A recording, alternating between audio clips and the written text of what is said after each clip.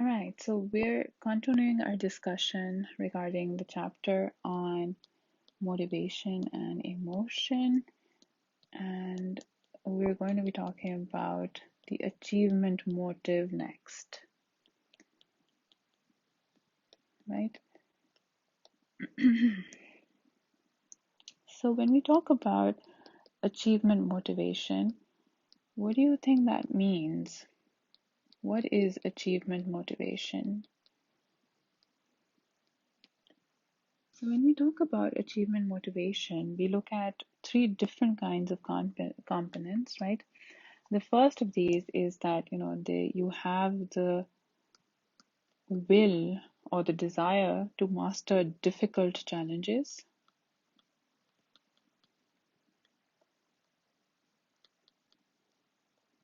right? You have this sort of motivation to outperform others or to do better than others, and that you wish to meet high levels of excellence, right? So basically, you want to indulge in tasks that are challenging, right? And you want to get on top of them. You want to outperform others, so you want to, be ahead of others, and you want to meet high levels of excellence. So you want to sort of, um, you know, be the very best at whatever it is that you do, right? Now, when you look at this definition of what the achievement motive is about, right? One thing that must come to your mind is how there are individual differences with regards to the achievement motive, right? Not everyone has a very, very, you know, strong desire to master difficult challenges and to outperform others and meet high levels of excellence, right?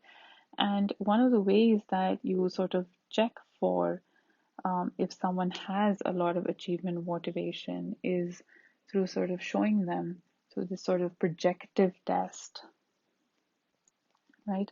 Which shows them this ambiguous image. An ambiguous image is one that is open to multiple interpretations,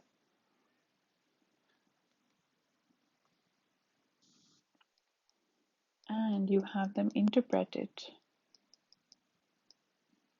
So, an ambiguous image that is open to multiple interpretations. Let me show you what this might look like.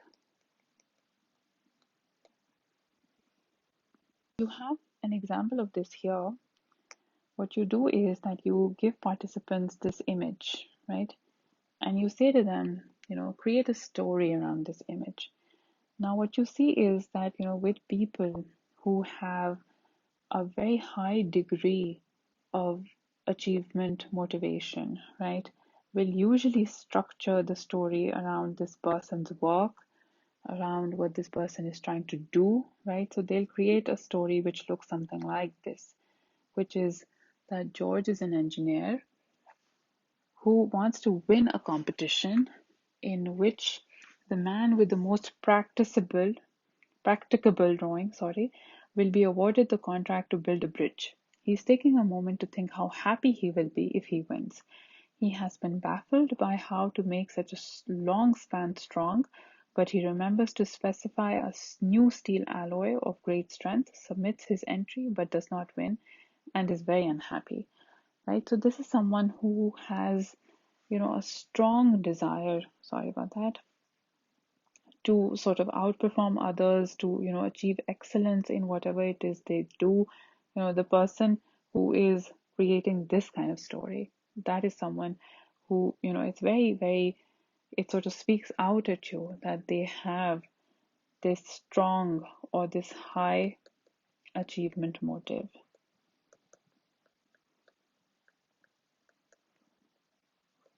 right? Whereas, contrasting this, there's another story here by another person who we say is high on the affiliation motive. And the affiliation motive is basically, your motivation to want to affiliate with others,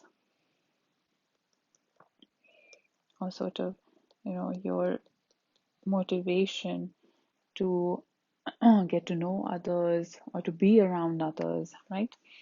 So, someone who is high on the affiliation motive will make a story that looks something like this, which is: George is an engineer who's working late. He's worried that his wife will be annoyed with him for neglecting her. She has been objecting that he cares more about his work than his wife and family. He seems unable to satisfy both his boss and his wife, but he loves her very much and will do his best to finish up fast and get home to her. So, this is someone who sort of, prioritizes um, being around others or their relationships with others, right? Whereas here you have someone who really, when we talk about the high achievement motive, someone who is really driven by this need to outperform others or to excel in whatever it is that they do, right? Now, when we talk about, just as we talked about some situational determinants when we talked about the hunger motive, right? So there are some situational determinants with regards to the achievement motive as well, right?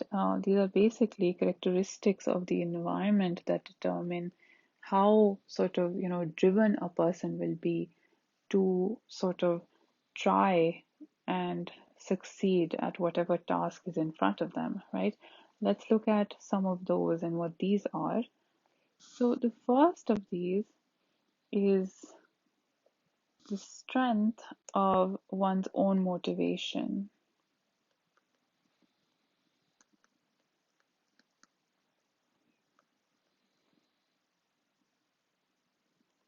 So basically, how likely you are to succeed in any particular task is a function of the strength of your own motivation, right?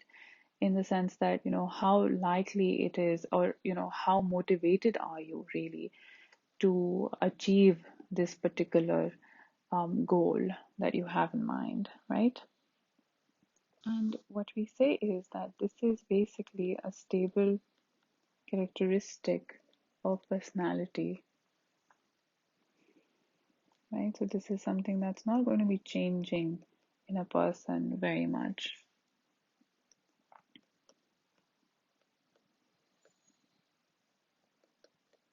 right? And then you have something like the chances there are of success. So what you see is that even people who have, a high degree of the achievement motive, right? They do not always pick out the most challenging tasks. They might pick out, more um, challenge, tasks that are challenging to a lesser degree because, because they have such a high degree of outperforming others, they will not really pick out tasks that are very, very difficult, right? So your chances of success at any particular goal, or your chances of success of achieving that particular goal, also determine how hard you work for it, right? If your chances of success, you can see that this is something you cannot do, right? Then you will obviously not work towards it at all, right?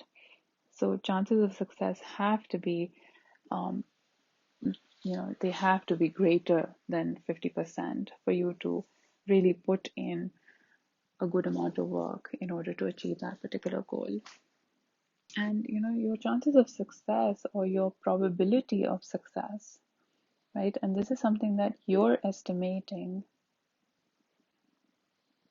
right? So if this is basically the estimated probability or chance of success, is something that will vary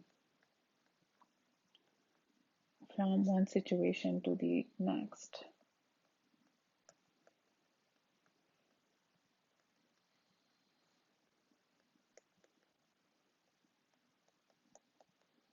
right?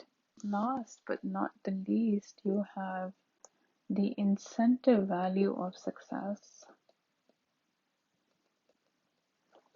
So if, for example, you achieving this particular goal will win you a very good promotion. So then that is a high incentive value, in terms of what will this success bring you. If it will bring you nothing, then you might not be motivated to work extremely hard for whatever this goal is. But if it's going to bring you, a huge bonus and a promotion, then that is a high incentive value of the success. And then you will be more motivated to work towards completion of this goal. One thing that I'd like to mention regarding people who are extremely high on achievement motivation, one of the things that you see about them or you notice about them is that they tend to, be extremely hard workers as compared to people who score lower on achievement motivation.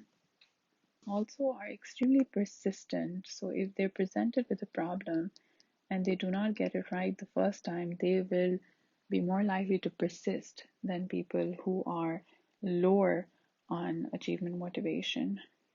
Another thing about such people is that they handle negative feedback more effectively. So if someone criticizes their work, they're able to handle, that negative feedback a lot more effectively than people who score lower on the achievement motivation. And also, they're much more future oriented than people, sorry about that, who score lower on the achievement motivation. All right. So now we move on to talking about emotion. And what we do is that we sort of try to break down emotion into three components, right? The first of these components is what we call the cognitive component, right? The second of these is the physiological component.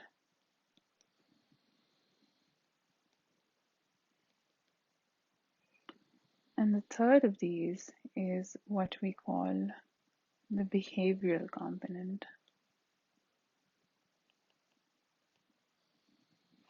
Right now, what are differences between these? The cognitive component is basically, the very subjective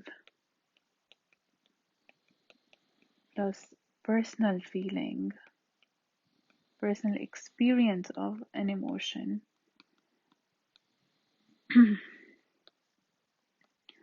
So basically, when you feel an emotion, so for example, when you feel sad, right, the subjective component, because every person feels sadness differently. Every person experiences happiness in a different manner, right? So it's the very subjective and the very personal experience of that particular emotion, right?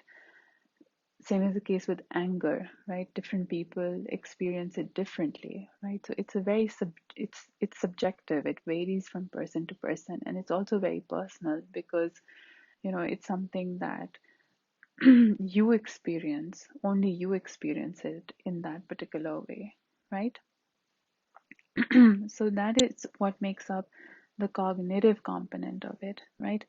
Then when we talk about the physiological component, right, that is basically what is happening in terms of the biological changes that are happening to your body when you're experiencing an emotion. Let's suppose if you're fearful, let's say, and your heart starts to race, right? Or you start to sweat, right? So this is what your the physiological component is about, right? A lot of it is about autonomic arousal, right? And this is what we see. So we saw this in chapter 3 as well, that, autonomic arousal is something that's very strongly associated with emotion, right? Especially with, when you have something like the experience of fear, right? So the autonomic nervous system, is sort of um,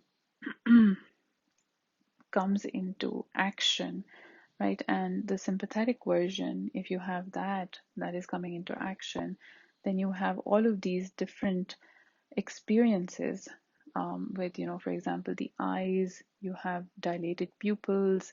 With the lungs, you have, the lungs becoming larger so that, you are able to run. So, the capacity of the lungs is greater. With blood, there's maximum supply to the muscles. You have increased heart rate. You have increased adrenal gland activity. Digestion, on the other hand, is inhibited, right? So all of these different components sort of start working together with the autonomic nervous system, right? With the parasympathetic version, that is basically the pretty much the opposite of what happens during the sympathetic division, because the sympathetic division is basically getting you ready for action, right? Whereas the parasympathetic division is doing the opposite. It's helping you relax after action has happened, right? So it's the opposite. It's doing the direct opposite of what the sympathetic division is doing. But so basically, what we have here is that whenever there is experience of an emotion, right? Sorry about that. There is, physiological arousal that goes with it. And, it's on the basis of this that things like, the lie detector test or the polygraph have been invented, because what you see is that if, for example, you're feeling anxiety, right? So for example, the electrical conductivity on your skin increases because you start to sweat, right? And that is something you can measure. And then when you're fearful, right, your heart rate might start to increase. The assumption is that if you're lying, you will have some level of anxiety, right? So this is what a lie detector tries to do. It tries to catch, evidence of you being anxious, right? And when we look at different structures in the brain or different, sort of areas that are responsible for emotion, one of the areas that we look at, and this is something that we went over in the third chapter as well, is the amygdala, right? Especially in the learning of fear, the amygdala seems to play a huge part, right? And one of the things that you see is that when we talk about the role of the amygdala and we talk about the role of the thalamus, right? So, one of the things that you see is we talked about how in the third chapter, if you guys remember, we talked about how all sorts of signals are routed to the thalamus, right? And then they're routed to different areas of the brain.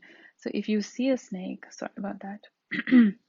If you see a snake, right, that signal travels to the thalamus. From the thalamus, it goes to two different areas. So first of all, it takes a shortcut for an instant response to the amygdala.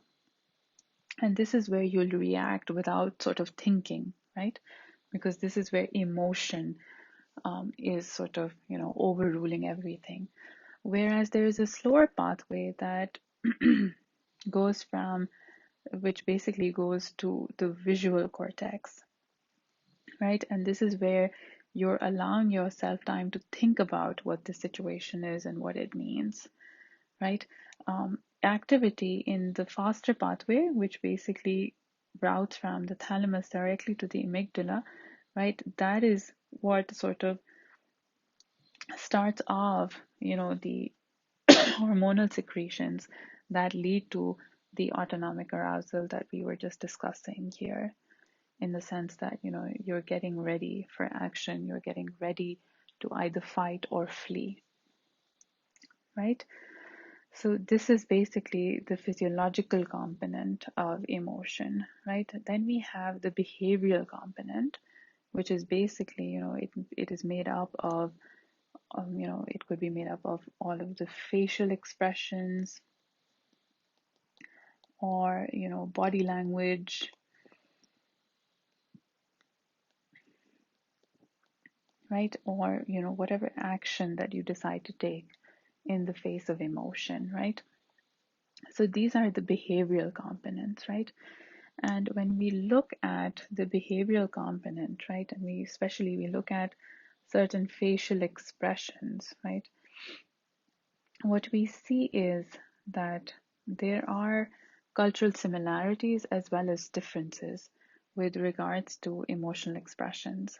So what research has shown is that there seems to be 6 fundamental emotions that are found universally across human beings, and these emotions and their expressions are something that people all over the world are able to identify, right? And what these 6 fundamental emotions are: happiness, sadness, right? There's fear, there's anger, right? There is surprise, and then last but not the least, there's disgust. And here you have a table which shows you how different parts of the world. So you have the USA, you have Brazil, you have Chile, you have Argentina, you have Japan, you have New Guinea.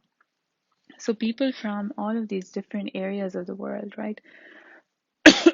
Most of the time, there is a high degree of agreement in them, judging these photos and saying that, yes, this one looks like this person is fearful, this one looks like they're disgusted, this one looks like they're happy, this one looks like they're angry, right?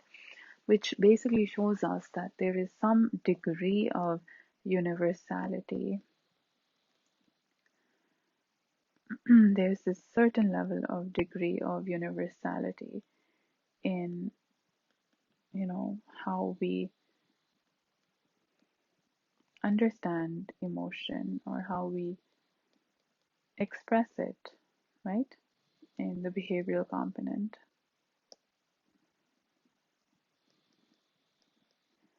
But then when we're talking about this, what we see is that there is a lot of variation as well with regards to culture, and especially in emotional expressiveness, right? Especially when we talk of something that are called display rules, right? So in certain cultures, it is not very common to, so when we have something like display norms, what they mean is that how acceptable is it to express an emotion, and where is the expression of this emotion acceptable? Sorry, how acceptable is it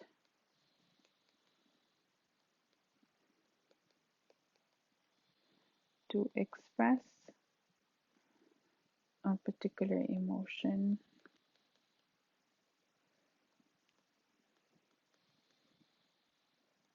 So where is it acceptable or appropriate to express it, right? One example of this might be that, in our culture, for example, at funerals, it's very, very common for people to cry extremely loudly, right? Whereas in the West, if you have seen movies, you might see that, there people do not cry as loudly. Rather, they try to grieve in silence, right? So that might be a display norm. Then you might have certain other display norms, such as that, men are usually sort of, they're stopped from showing a lot of affection because that might show that they're extremely soft or they're too soft, right? Or not as masculine as they ought to be. So then that's also something that we would call a display norm, right? And these obviously vary from culture to culture. And, you have that difference in emotional expressiveness because of these kind of ideas that exist in different cultures around the world.